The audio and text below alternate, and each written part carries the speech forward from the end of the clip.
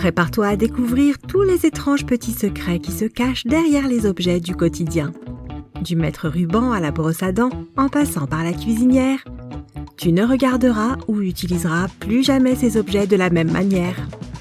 Commençons par le modeste mètre-ruban. Tu vois comme il est timide. C'est en fait un outil beaucoup plus utile que tu ne le penses. Tu as du mal à mesurer quelque chose tout seul. Il y a un trou ou une encoche dans la partie métallique à son extrémité. Appelé l'œil, il te permet de l'accrocher à un petit clou ou à une vis, ce qui maintient le mètre en place pendant que tu le déplies. Fini le temps où le ruban se balançait dans tous les sens pendant que tu essayais de le déchiffrer. Mais cette extrémité métallique semble un peu lâche. Il est peut-être temps d'en acheter un nouveau.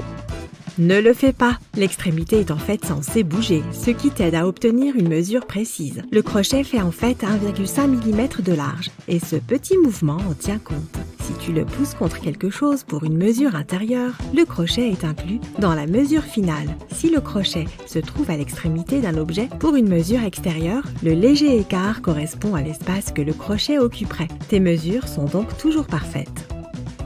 Oh, et arrête de plier le ruban lorsque tu essayes de mesurer un coin. Tes chiffres seront faux. Vérifie le boîtier. Tu trouveras une mesure indiquée sur le côté. Il s'agit de la longueur du boîtier lui-même. Appuie sur le boîtier dans le coin, ajoute ce chiffre à ta mesure et tu auras les bonnes informations pour n'importe quel objet. Et devine quoi?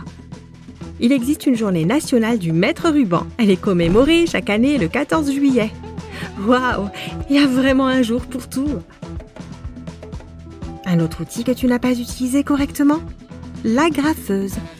Regarde de plus près la plaque de métal à l'extrémité avant. C'est ce qu'on appelle l'enclume.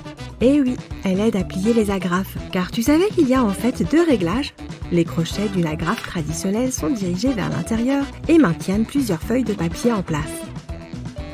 Mais tu peux tourner l'enclume sur le réglage, épinglage, pour que les crochets de l'agrafe soient dirigés vers l'extérieur. Ces agrafes sont destinées à être temporaires, comme les épingles utilisées pour la couture, et sont beaucoup plus faciles à retirer. Tu as un cadenas pour ton vélo, ton casier à l'école ou ton garage pour empêcher ton voisin d'emprunter des choses sans demander? Alors tu as peut-être remarqué un petit trou en bas, près de l'endroit où tu mets la clé. Le principal objectif de ce trou est d'aider à évacuer l'eau qui pourrait s'infiltrer à l'intérieur. Si l'eau n'est pas évacuée, elle peut abîmer le mécanisme en gelant ou en le faisant rouiller.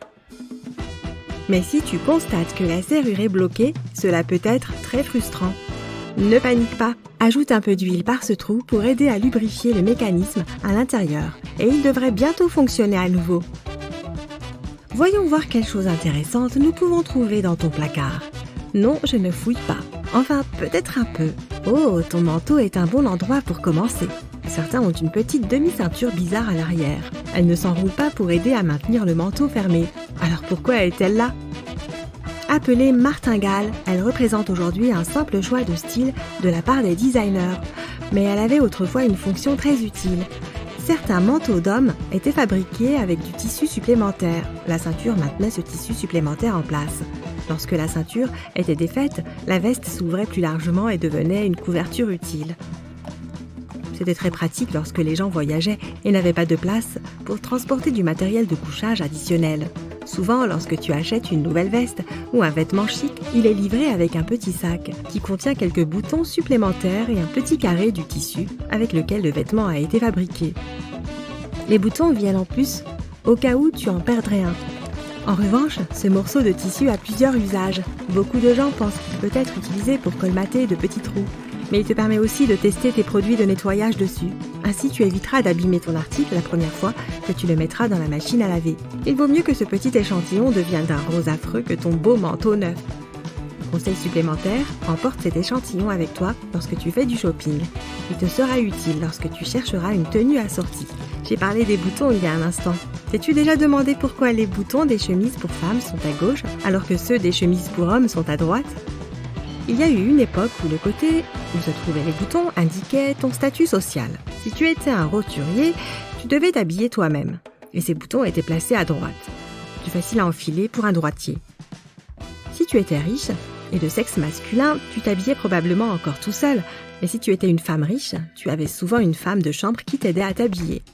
surtout à des époques comme la Renaissance et l'ère victorienne, où les vêtements des femmes étaient très élaborés avec tout ce qu'il fallait prendre en compte, des jupons aux corsets en passant par les bustiers. Les boutons étaient placés sur la gauche afin que la femme de chambre puisse utiliser sa main droite pour les fixer plus facilement. Avec le temps, cela est tout simplement devenu un élément incontournable de la mode de masse et la raison en a été oubliée depuis longtemps. Et qu'en est-il des bottes et des chaussures ? Il y a une boucle à l'arrière de certaines d'entre elles, mais elle n'est pas là uniquement pour que tu puisses les suspendre. Lorsque tu enfiles tes bottes, tire sur l'anneau, il t'aidera à glisser ton pied à l'intérieur. Désormais, ces bottes sont vraiment faites pour la marche. Une autre chose que tu ne sais peut-être pas, c'est pourquoi il y a un pompon sur ton bonnet ou ta toque. Les marins français s'en servaient comme rembourrage supplémentaire pour éviter de se cogner la tête par gros temps sur les plafonds souvent bas sous le pont. Bien sûr, le pompon lui-même remonte loin dans le temps. Il existe même des représentations de vikings qui en portaient sur leur casque. En utilisant une forme de tricot ou de crochet, ils ajoutaient le pompon pour couvrir les coutures exposées sur le haut du chapeau. Ok, que pouvons-nous trouver dans les toilettes ? Tout d'abord, regardons ta fidèle brosse à dents. Elle a probablement des poils bleus. Lorsque tu te brosses les dents, avec un peu de chance, 2 fois par jour, la couleur commence à s'estomper. Lorsque le bleu a presque disparu, il est temps de changer de brosse. Oh, et tu devrais te brosser la langue pour éliminer les bactéries et les particules de nourriture. En fait, si ta brosse à dents a des stries sur le dessus de la tête, il s'agit d'un racleur de langue intégré. Puis il y a ces ennuyeux tubes de crème médicinale. Quoi ? Tu as une éruption cutanée ? Ok, ce n'est pas mes affaires. Tu as déjà eu du mal à enlever ce joint métallique argenté sous le couvercle ? Ce tube a été conçu pour faciliter les choses. Regarde de plus près le haut de ce bouchon. Il y a une pointe en plein milieu. Utilise-la pour percer le film de protection. Il suffit de dévisser le bouchon, de le retourner et de le pousser vers le bas. Ok, allons dans la cuisine pour quelques autres surprises. D'abord, le four. Il est équipé d'une plaque de cuisson pour préparer des soupes et des sautés, d'une partie four pour préparer de super petits gâteaux et d'un tiroir pour ranger les plaques à biscuits et les assiettes à tarte. C'est vrai ? Pas si vite, ce tiroir du bas pourrait être plus utile que tu ne le penses. De nombreuses cuisinières électriques sont conçues pour être utilisées comme un tiroir chauffant.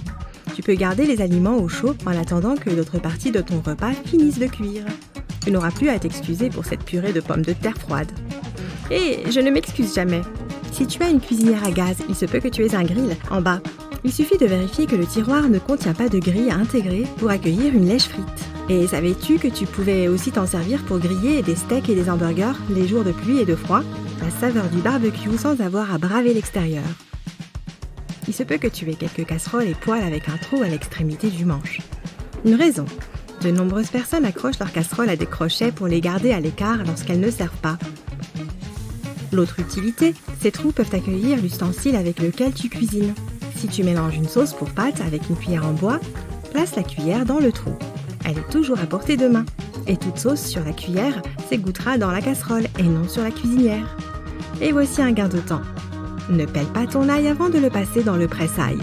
Le presse-ail est conçu pour faire sortir la gousse et garder la peau à l'intérieur. Cette astuce à elle seule change la donne. Waouh, qui aurait cru qu'une courte vidéo pouvait changer radicalement ta vie ? Hé, c'est une toute nouvelle vie qui m'attend.